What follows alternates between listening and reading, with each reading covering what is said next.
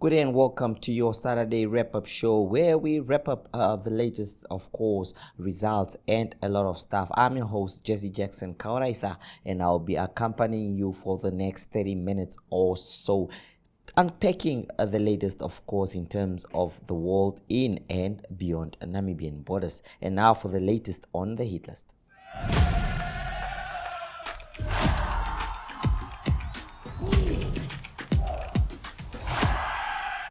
Well, today on the hit list, we start off with the NSSR. It is indeed a big weekend. I myself was there yesterday to witness some of the action, the thrills and spills, and in terms of schools rugby, the momentum coming through in terms of the sponsorship. And if you can see the results there, you have for yourself MK Gerte there, Walfers by 15-15. You can see under 19C there. That was one of the top results. And then you can see, of course, the under 15A with MK Gerte beating Paris' rugby schools with, of course, 20-17 in that one. And then we had Windhoek Gymnasium there against Chobaba's Gymnasium. Windhoek Gymnasium under 19D running away with this one. Thrills and spills, of course. It was top action in that one as well. So let's look at some of the results as well. And that's Windhoek Afrikaans Private School beating Moria Bere there by 43-22. That's the under 19S full-time score there.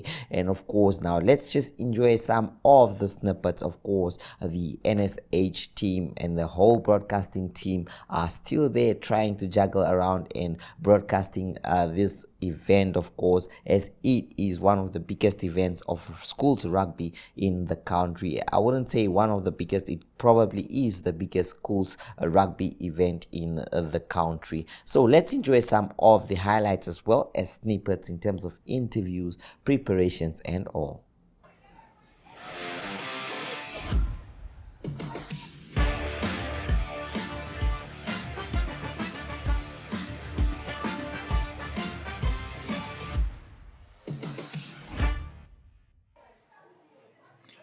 Ons bring vir julle die hoogtepunte van hierdie onder 19A Liga semifinaal in die Momentum MyZone NSSR Liga vir 2026.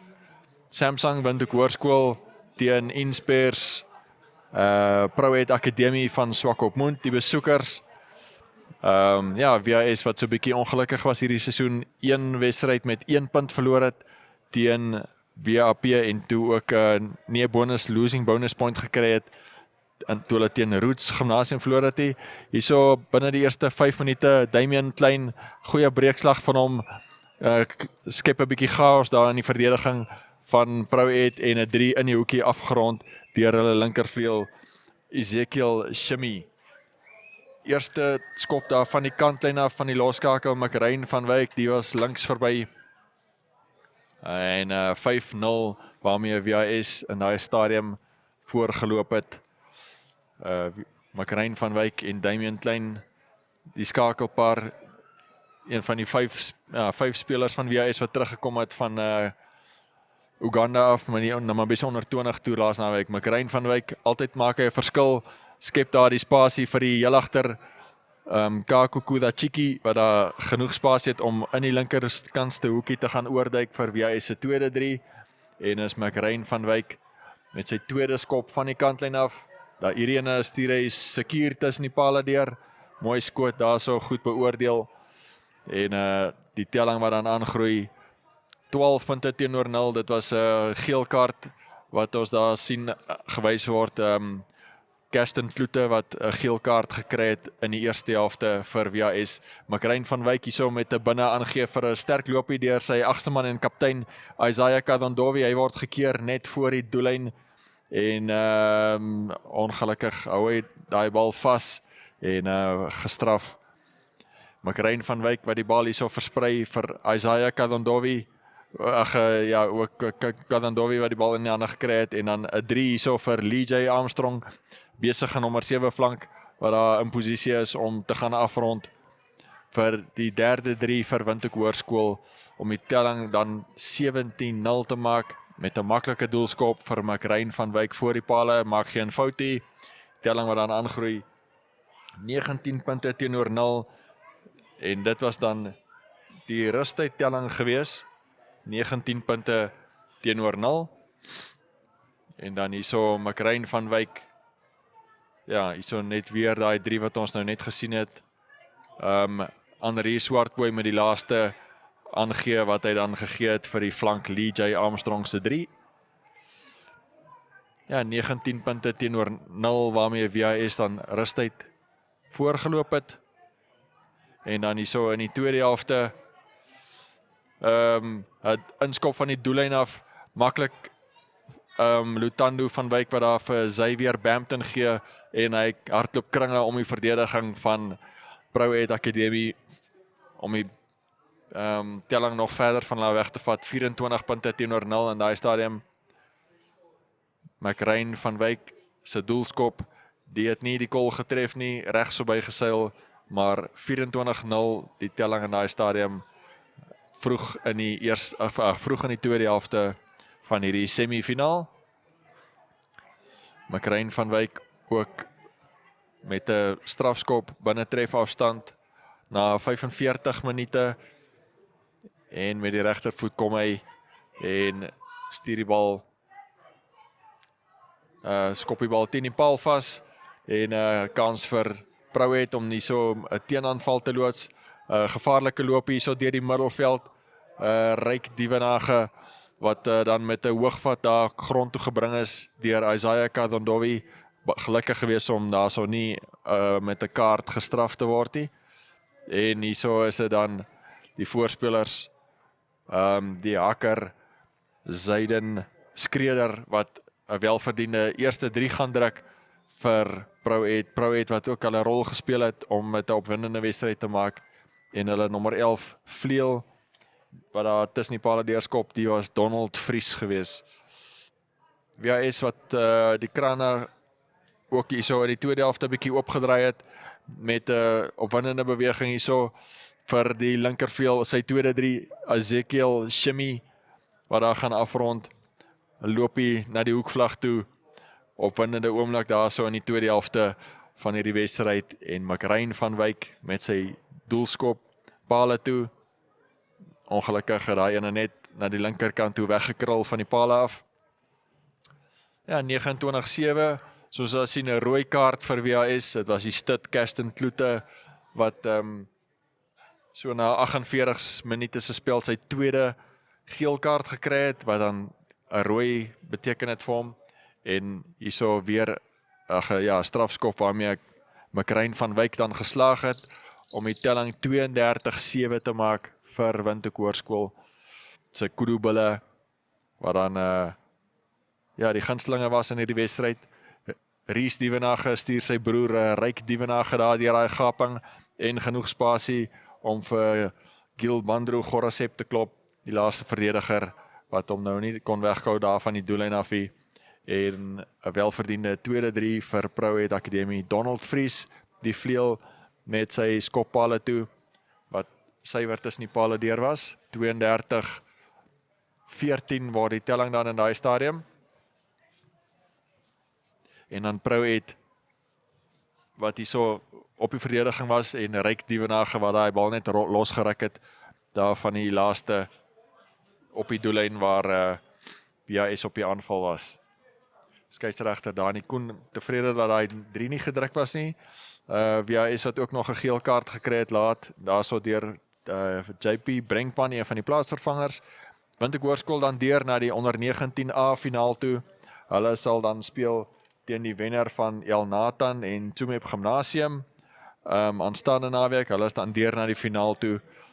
So nog klomp wedstryde wat Saterdag gespeel word, kom ondersteun gerus die skole rugby so by die Hakkies Gynor Stadium, 9 wedstryde die hele dag, $70 vir toegang vir volwassenes.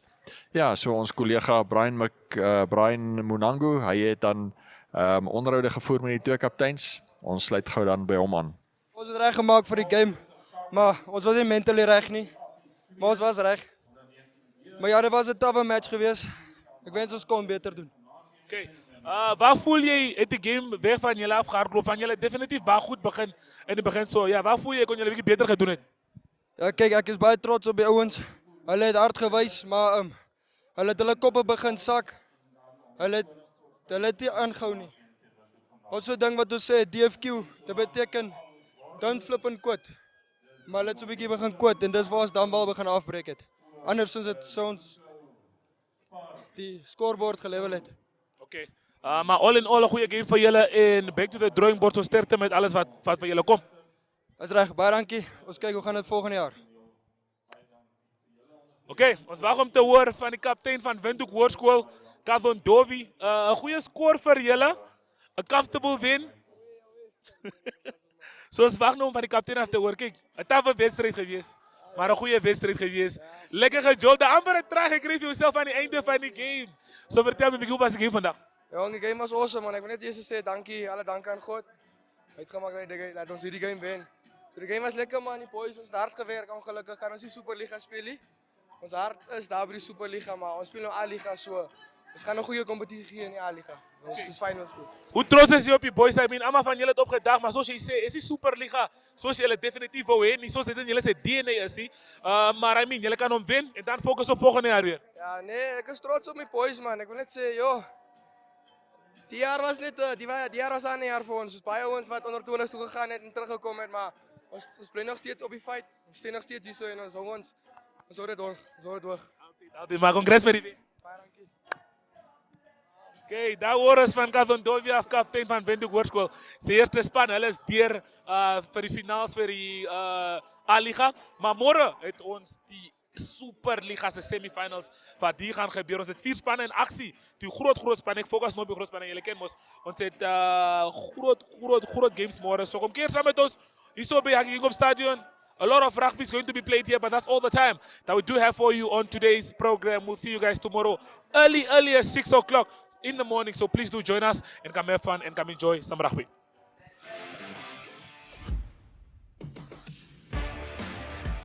Well, now, of course, the Women African Cup of Nations, which is WAFCON, underway.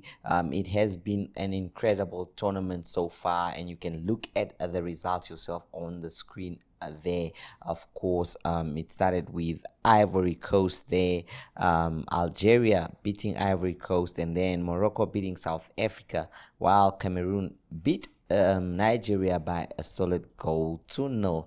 Of course, the surprise packages of the tournament was Malawi in this one, beating Ghana by 2 goals to 1, and then they went on to beat Algeria by 3 goals to 1. Another surprising victory there from Malawi, a team that has been doing very well. And then we have, of course, that's the results of course, the last teams that makes it to the FIFA World Cup. And then, of course, you have that was Ghana beating Ivory Coast, and then South Africa disappointing the Falcons. Of course, Nigeria, a team that previously has been on top of their game, but things have not been going well for the Nigerians recently in terms of football, and the results they are emulating to that fact. It was indeed a very disappointing defeat to Nigeria there. And then now we have the big final, of course,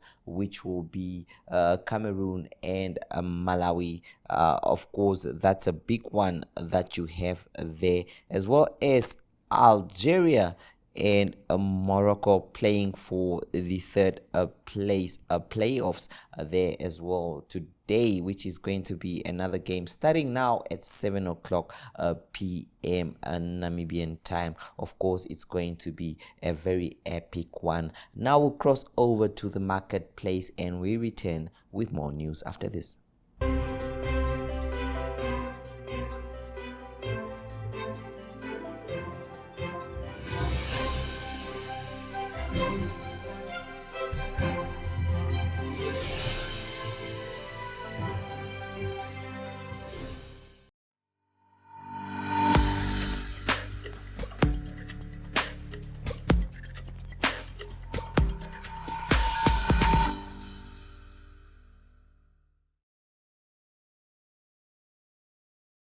Namibia is a land of movement, with waves that never stop reaching forward.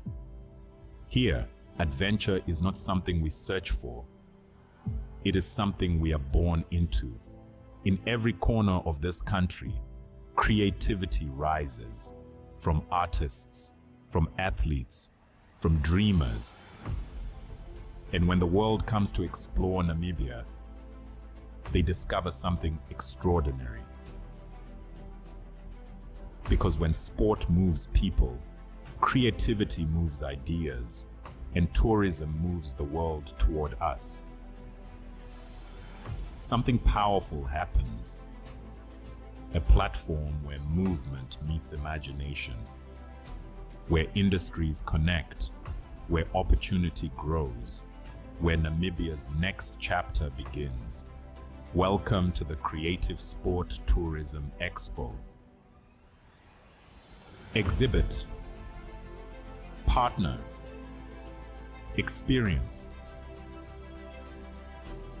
Creative Sport Tourism.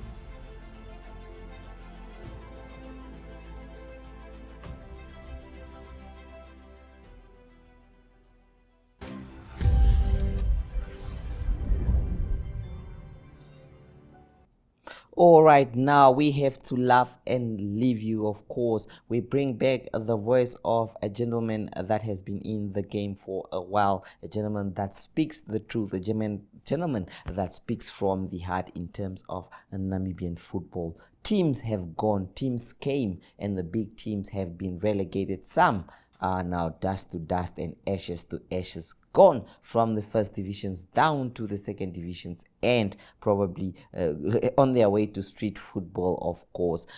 We hear from Olsen Kahiriri. We have the voice of Olsen Kahiriri, who speaks about why so many of the top teams have found the going tough. We speak of clubs like Black Africa, Tigers Ingwenyama. We speak of Orlando Pirates, Civilians.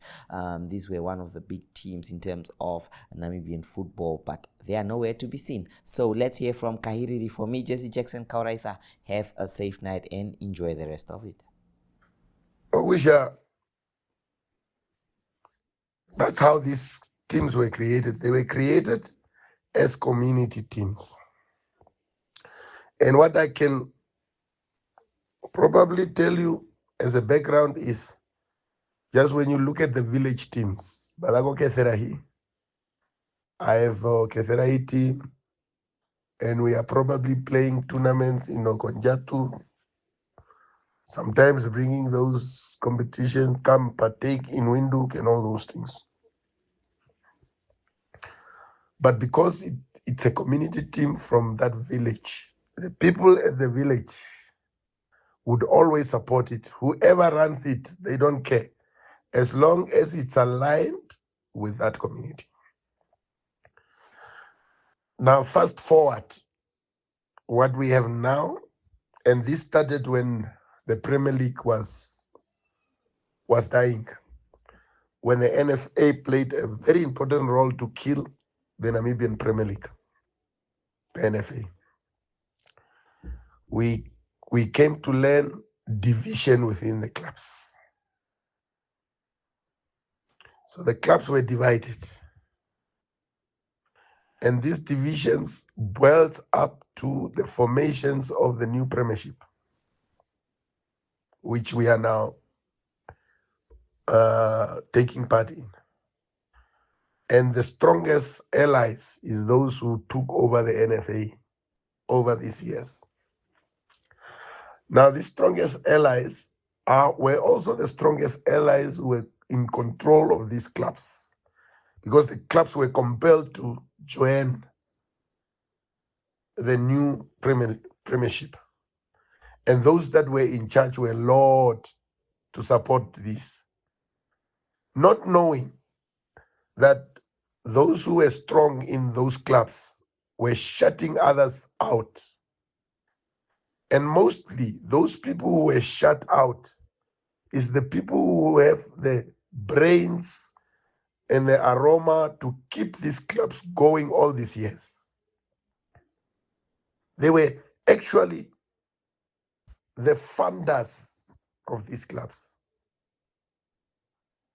And when politics hits the NFA, those who were aligned to the NFA administrators who took over the game now were favored as long as they bring the clubs to the new league.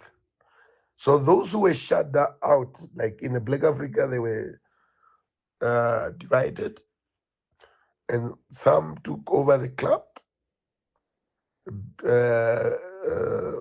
Clubs like Orlando Pirates, the same thing. And we came to learn a lot of community meetings where these people who were powerful took over these clubs and all those things. And after they took over the clubs, they did not go back to the community. They started owning the clubs. So the clubs started being on their own without the community support. Why did the community lose trust into these clubs? It's because everything in this country nowadays, from running a football club, running the association, being appointed in government structures, being appointed in parastatals, you must be aligned politically somewhere. And those that are politically powerful is those that are either appointed to take over clubs, to run the NFA, to run parastatals, to run government structures. They don't have the brains, they are just politically aligned. And these people who are politically aligned are the useless people that have destroyed clubs because they don't know the game. The right people are thrown outside. And that's why the clubs that never had divisions are still in the Premiership. They're still in the Premiership. Those that are sole owned by an individual, those that are owned by community but had one agenda, they are still alive. So the fact that the communities are now not coming back to these clubs do not have the finances. And the funders are the ones who are chased out of the clubs. That's why you started seeing the Tigers, the Black Africa, the Orlando Pirates, Civics fading away, disappearing on the scene, and all these things. Because Civics status is sold to Ongos, and which is a dangerous move because you have now taken the Civics aroma from Commerstown into a Windhoek base issue. And that kills also the support. Because at the end of the day, Ongos survives on the basis that they are financially strongly funded, but they don't have the support base. I don't believe that they have the support base. So those clubs are now suffering because the people who took them, who were promised by the football administrators to take over the clubs, could not fund the clubs. So based on those bad decisions, bad judgment, and taking the people who took over the clubs do not understand the game and all these things, the clubs had to suffer. And they normally get relegated. And because there's an internal squabble that is a result of these clubs being relegated, the other factions wants to see this club to the lowest floor it can fall because they believe that they are shut out. While those that are in charge can't go and seek support from the others because of the internal fights. So club administration's problems are highly political now.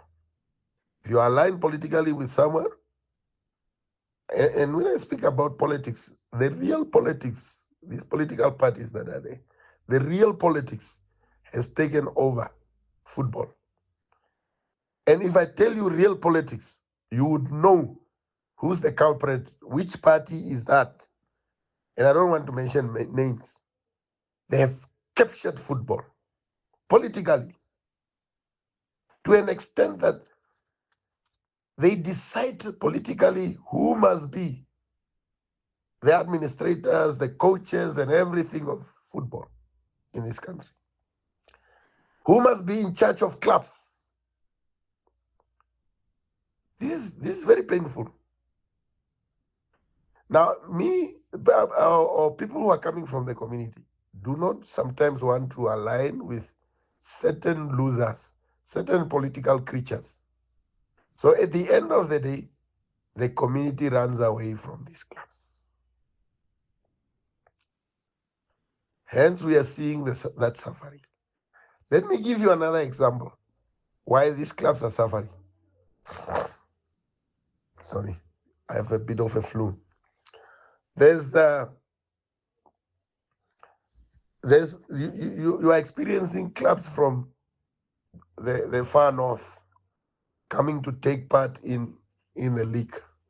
The likes of Chula Chula, KK Palace. Chula Chula is a village team. And if you listen to me carefully, I started with those village issues. So everybody who's from Shikuku, those areas, will always align themselves to Chula Chula because it's a village team. Same with KK Palace. It's coming from the Ndonga clan and all these things. Now, at the expense of the likes of Tigers. Tigers has been aligned as a team of the Windhoekers, who are not real Wambus. So the sympathy is just within the Windhoek base. But the original people are coming to Windhoek for work. They originate from where they come from. Hence, you do not see a lot of support going to Tigers. You would not see a lot of support going to the likes of BA anymore and all these things. Then you would see yourself, the Walvis Bay, Blue Water is the Quatwas team. The others don't want to mingle with it and all. That suffering is what these clubs are going through. They know they do not have support base no more. They can't generate finance because of these new dynamics of football.